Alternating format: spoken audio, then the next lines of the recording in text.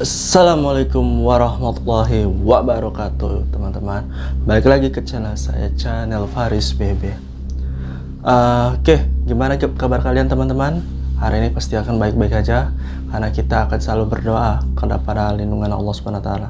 Nah, di hari ini atau pada hari ini saya akan menceritakan sebuah urban legend yang waktu itu masih terkenal lah, masih daerah Temanggung tahun 1996. Nah, ini saya dapat ceritanya dari salah satu akun Twitter. Nanti akan saya akan sertakan ya di deskripsi box atau nanti akan di videonya ya, teman-teman. Nah, ini menceritakan sebuah rumah hasil dari lelangan. Nah, judul ceritanya ini adalah Pocong dari Rumah Lelang. Nah, bercerita dari Pak Harto yang tahun 1996. Ini lokasinya ada di kota Temanggung ya, teman-teman. Nah, ini Pak Harto ini dia membeli rumah kepada bank nih, bank yang nyediain nih, karena bank itu waktu itu ada lelang rumah nih. Ternyata Pak Harto dapat lelangan rumah. Nah, yang harganya murah, terus besar dan juga agak bersih, tapi mungkin cuma agak butuh renovasi nih untuk bisa ditinggalin lagi. Nah, pada saat itu Pak Harto cuma menganggap ya ini rumah biasa aja. Nah, hari demi hari, setelah 2 hari atau satu minggu kemudian, Pak Harto kan punya anak nih yang baru berumur 2 tahun. Dia selalu mengajak dia pulang ke rumah ini, maksudnya rumah lamanya nih, teman-teman. Nah, dia selalu, anaknya ngomong, ayah tidak betah saya tinggal di sini, pengen mau pulang ke rumah lamanya. Rumah lama ini rumah kontrakan ya, teman-teman. Nah, kemudian pada saat 1 minggu kemudian lagi, Pak Harto mulai merasakan ada keganjilan nih pada saat di rumahnya nih. Mulai dari bau-bau yang bau amis atau bau bangke seperti itu tuh, teman-teman. Nah, pada saat itu anaknya juga mengira seperti hal biasanya lah kayak gitu. Mungkin dari rumah yang ini harus yang butuh direnovasi gitu ya, teman-teman. Nah, kemudian tak lama dari hari-hari itu, akhirnya putrinya pernah ngomong ke ayahnya nih, ke Pak Hartonya, ayah, itu ada yang guling-guling di ruang setrikaan, ayah. Kata Pak Harto, harap popo atau nggak apa-apa deh, atau gitu ya. Jadi rumahnya Pak Harto itu kan ada 2 kamar nih, teman-teman. Nah, kamar itu yang pertama adalah kamar tidurnya yang biasa ditempati sama istrinya sama anaknya nih. Terus yang kamar kedua ini ternyata kamar untuk setrika. Nah, kamar yang dituju sama anaknya Pak Harto ini adalah kamar setrikaan. Jadi khusus untuk baju-baju gitu ya, teman-teman. Dia menunjuk nih ke arah ruang atau kamar yang setrika itu, dan nunjuk ada disebutnya bantal lagi guling-guling itu, Pak. Bantal guling-guling, Pak. Nah, mungkin Pak Harto mengira itu cuma halusinasi anaknya ya, apabila kalau misalnya waktu itu pada siang hari, tapi ya anaknya tidak betah. Nah, lanjut kemudian, tapi bau amis ini nih selalu menyengat, teman-teman. Baunya itu kayak misalnya bau bangke yang setiap hari itu selalu ada terus. Tapi kejadiannya ini setelah habis isya, bau bangke itu sampai pagi kembali ya. Nah, kemudian baunya ini makin menyengat nih. Mungkin kayaknya ada yang sesuatu yang berbeda dari rumah ini, kata Pak Harto, atau ada yang aneh dari rumah ini. Akhirnya Pak Harto langsung minta pendapat kepada ayahnya nih, berarti kakek dari anaknya. Langsung ngomong, Pak, rumah saya agak sedikit aneh nih ya. Kenapa ya kalau misalnya setiap habis isya itu selalu ada bau-bauan bangke? Ayahnya Pak Harto langsung bilang, kan sudah ayah bilang jangan beli rumah yang di situ, Harto, karena rumah itu tidak cocok untuk kalian bertiga.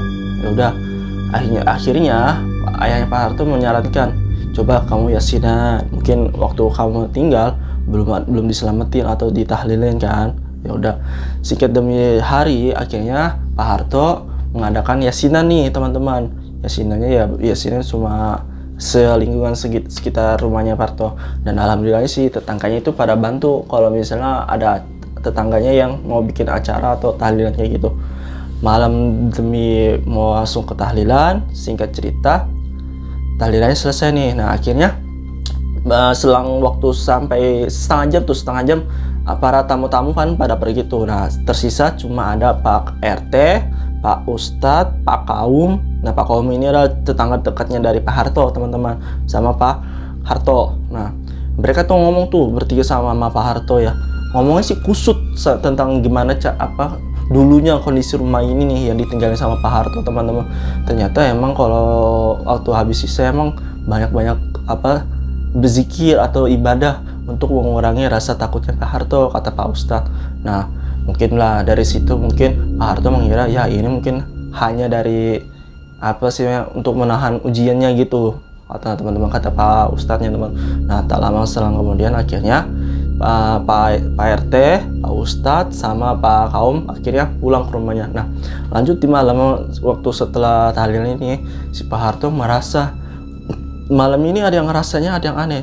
Tiba-tiba kalau misalnya di luar, kalian dengar nggak sebelumnya kalau misalnya ada suara kerincingan, kericing, kericing, kericing.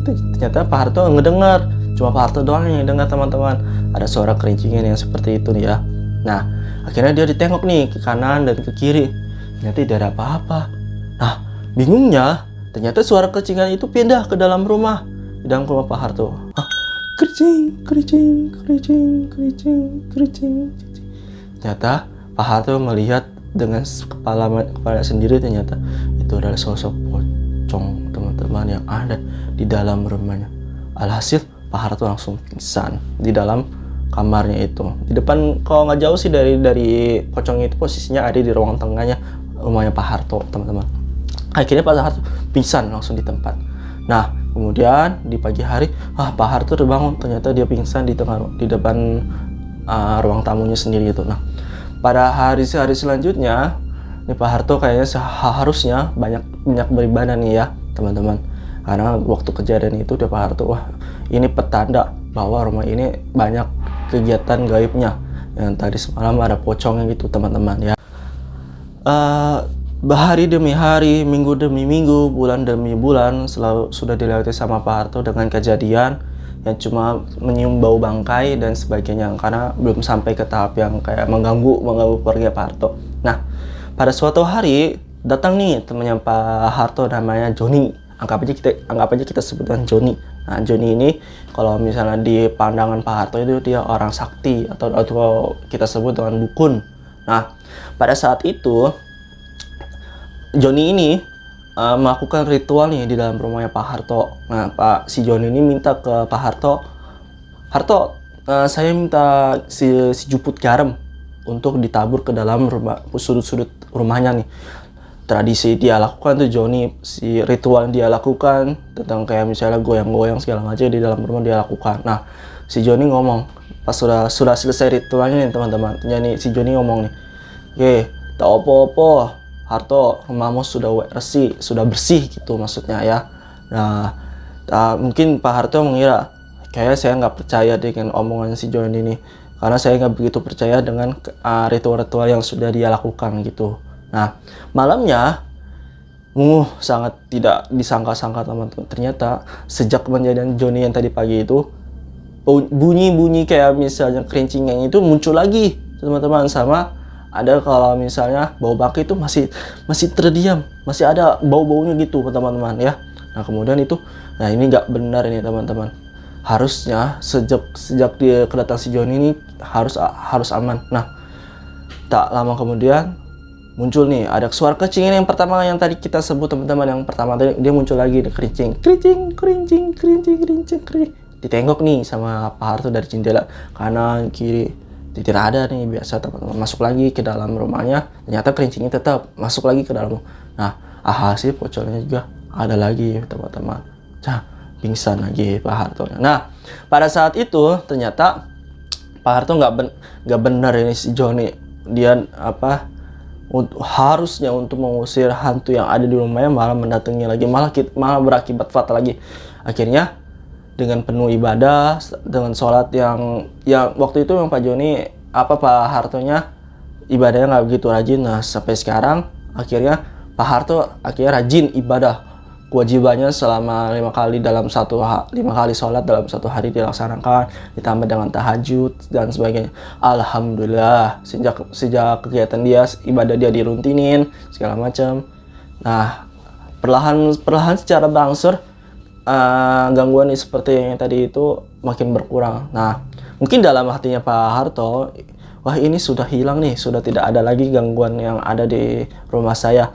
Ternyata tidak, teman-teman. Dia makin takabur Pak Hartonya. Nah, semenjak waktu itu si Joni ini melakukan ritual di rumah Pak Harto. Nah, pada suatu malam nih, Pak Harto kan ingin melaksanakan sholat tahajud nih, teman-teman. Dia pergi ke WC. Nah, di WC itu kan pasti kan, ini kan WC-nya itu ada di belakang posisi rumah, berarti ada di belakang ruang setrika gitu ya, teman-teman. Nah, dia datang nih, kita ambil air wudhu segala macam. Nah, kemudian dia sholat tetap seperti biasa, sholat tahajud. Nah, pada saat ini Pak Harto mendengar suara kayak misalnya, kalau misalnya teman-teman kan setelah Al-Fatihah pasti lanjut ke ayat pendek ya. Nah, ayat pendeknya kayak gini, surat Al-Ikhlas. Nah, di rakaat pertama ini Pak Harto sudah merasa kayak misalnya ada yang salah dengan waktu dia sholatnya gitu, teman-teman. Nah, pada saat itu Pak Harto langsung kayak misalnya ngomong sholat bacanya qul huwallahu ahad. Nah, qul huwallahu ahad. Nah, pada saat itu ternyata ada yang mengikuti suaranya, teman-teman. Ada yang ngomong qul huwallahu ahad, qul huwallahu ahad, qul huwallahu ahad, qul huwallahu ahad, qul huwallahu ahad. Pak Harto mengira itu suara siapa ternyata. Akhirnya Pak Harto dengan beraninya dia melihat ke depan waktu dia sholat. Ternyata ada sosok pocong yang mengikuti suara qul huwallahu ahad, qul huwallahu ahad, qul huwallahu ahad. Langsung Pak Harto langsung roboh dan pingsan di tempat, teman-teman.